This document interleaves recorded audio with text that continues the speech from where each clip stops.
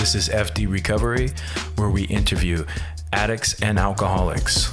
Our aim is that through this podcast, we might help you on your journey of recovery. Thank you for listening.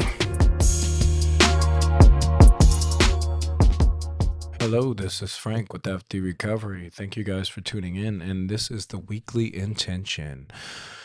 Hi guys, hopefully you guys are having a good week. It is February 2nd. You're getting into February already. Sorry about my my raspy voice. I've been sick for the last couple weeks. Working through it, but yeah, I thought it was getting over the sickness, but then I caught another one. So now we push through, right? So last week was self-control. We'll do a recap on that, but this week is going to be self-worth. That's a good one, self-worth, right? All right, let's do the recap real quick on self-control. It's funny how the whole self-control thing works, right? When you start paying attention to your impulses, and especially like I'm in the middle of a diet, so it was kind of omnipresent for me, and the self-control was. It screams, man, especially when you're trying to go in a calorie deficit or trying to change your eating habits. You know, you don't realize how much you were emotionally bonded with what you were eating, right? Even the crap, the sugars and all that stuff. I tend to stick towards sugar-free and all that stuff, but, I realized how much I would eat out of comfort and all the junk food, right? So when we talk about self-control, we talk about, but also in a spiritual sense, right? It's not just about self-control as far as the flesh, but, the whole spirituality concept of, controlling your impulses of, some of those choices you want to make that are less than, less than honorable, right?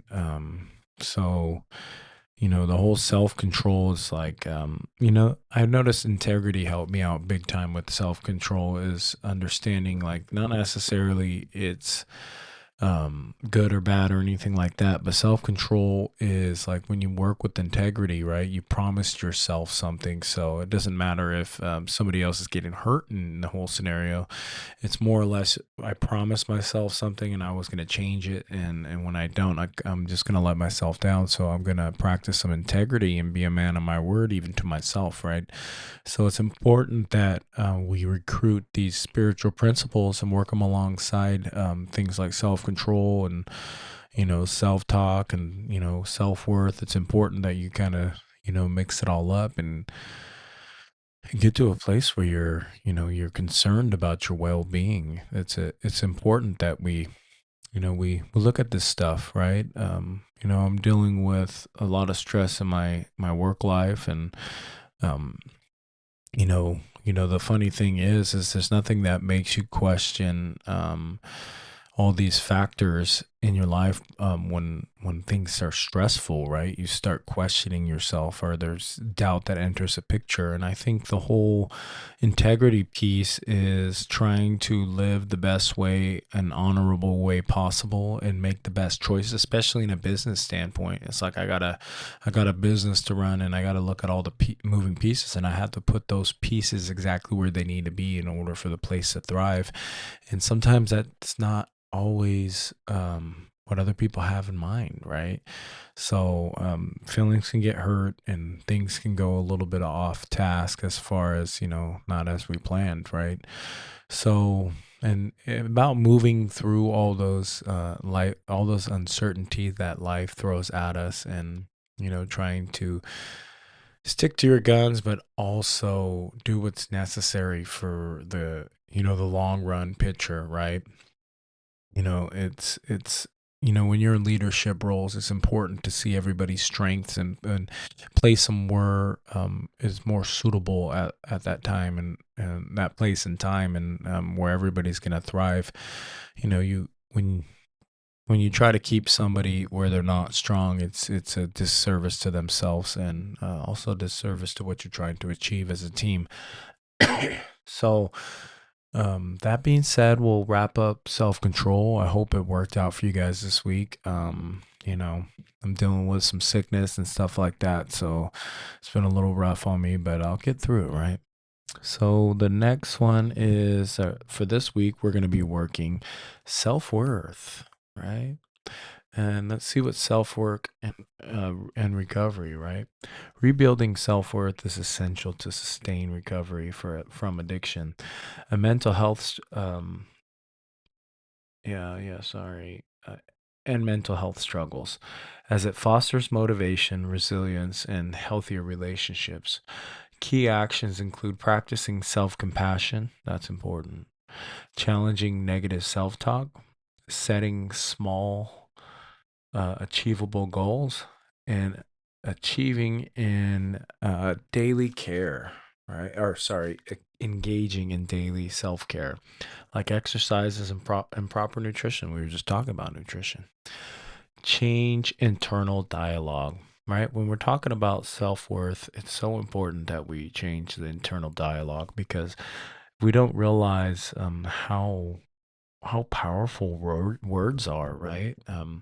Words kind of get us to where we're at, mentally. And if we have this narrative in our mind, it's reverberating in our reality, and we're speaking forth with our words all the time, right? We're kind of manifesting the world around us through, especially translating it through the world, or to the world with verbal, and if we can replace self criticism with kinder, more validating and self acceptance talk, then, you know, it's important that we do that, because sometimes we can get off in the ass kicking machine, and, the doom and gloom of the whole, recovery process of getting your life back on track. And when you get some time, there's a lot of hurdles you got to jump through.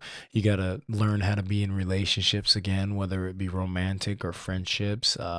Learn how to be open and trusting. All these things that we're practicing, they're all connected to your self-worth. It's all going to be an example of your self-worth, right? If you can't trust anybody, it's totally tied back to your self-worth, right? Because um, the way trust works is you must trust yourself, and be confident in who you are, and live with integrity, right? And yeah, somebody can be untrusting, but it's not the trust that you have for them, it's the trust you have within you, right? To understand that no matter what, for me, it's like no matter what's happening around me, it's important that some of these things that I'm working on, they have to live within me. I have to have that relationship within myself, and have that trust in myself, that love within myself, that compassion within myself, that resilience for myself. Like all these things, right? Once I start attaching it to a relationship or a job or a contingency of something else in my life, right? Then it can get, you're basically on shaky ground, right? So it's important to understand, cultivate it within you, and then the rest will kind of follow, right? So it's important, right? We like to, I don't trust you because you're untrustworthy, you're a liar. It's like, well, that doesn't quite work like that, right? Yeah, somebody could be a liar, and they can set the stage, but how much of it lives within inside you? How much of you created them to be a liar? I remember in my life, I used to create scenarios where someone couldn't talk to me because it was like walking on eggshells around me, right? So they didn't feel like they could really even tell me the truth. They feel like I was going to blow up on them. So it's important to watch how much your behavior is actually setting up the stage for an untrustworthy situation, right? Because you're not living in trust, you're not living in faith, you're not living in you can't be, you're not even approachable because they can't tell you, right? Either you're so sensitive or ego driven that it's hard for them to even find the words that that can sink into you, right? So you almost set the stage for them to have no choice but to keep it from you because they're so scared, or for whatever reason they want to keep it from you, and you're kind of setting the stage up for that to kind of coexist. So it's important that we always check our own behaviors, because most of what I realized when I look back on it, I was creating all those agitations in my own, until I could accept responsibility for what I was actually creating. And it was then then things can start taking a more driver's seat approach rather than just a passenger in my life, right? I think it's important to understand what you're setting the stage up for. And if your self-worth is way off, if you're setting the stage up with all the negative talk, the negative beliefs about yourselves, not achieving goals, not sticking to your daily exercise. This is all self-worth. That's connected to self-worth, right? Self-care. Well, if you're caring for yourself, that means you have self-worth. You care enough about yourself to do that self-care. That shows that you see your own worth. So this whole self-worth is super important, right? So when we look back at it and say change our inner dialogue, and let's see what else it says. It says practice self-care, prioritize sleep. That's part of it. Self-care, I did one on self-care. It's important. You can't have self-worth without self-care. Those come hand in hand, right? It's important because you have to have some self-worth to even give a shit about yourself, right? To even do the things necessary to make that happen, right? Sorry if I'm kind of repeating that, and sorry if I cough into the mic. I don't mean to. I'm just kind of still under the weather. I'm trying to do it away from the mic, but I'm here sipping my tea, and hopefully that'll make it better. Shout out to all the tea drinkers out there. So back on track. I had a little coughing spell. I had to jump off the mic, but yeah, just to wrap up this whole self-worth, it's important, man. It's just another way of saying self-esteem, but self-worth is just knowing your worth, knowing that you're worthy of people, relationships, love, knowing you're worthy of healing, that all these things that are inside you, they can be healed, man. Self-worth is so important, because if you don't know your worth, you're never going to strive to try to heal, never going to strive to try to heal anything that, you know, a lot of us get to where we're at because we feel like we're too damaged, or we're too far down the road to be fixed, or not worthy to, or we're just not enough. And why even try, right? We get into this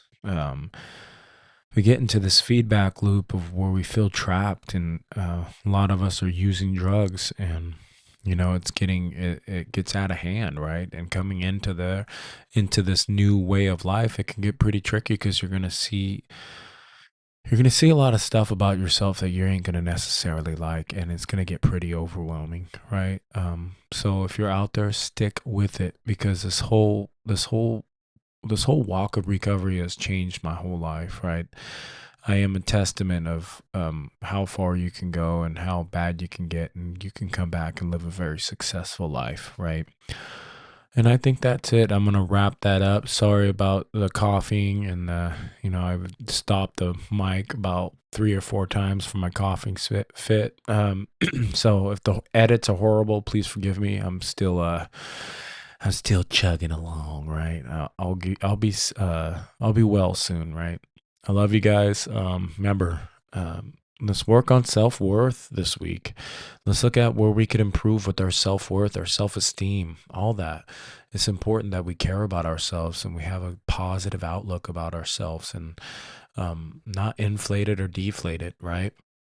I love you guys, and work on self-worth. This is our self-worth, and this is Frank, F.D.Recovery. We out. Peace. Thank you for tuning in to F.D.Recovery. A reminder, be kind to yourself on this journey of recovery. Also, call your sponsor, get connected to local support groups, and for one day at a time, stay clean and sober.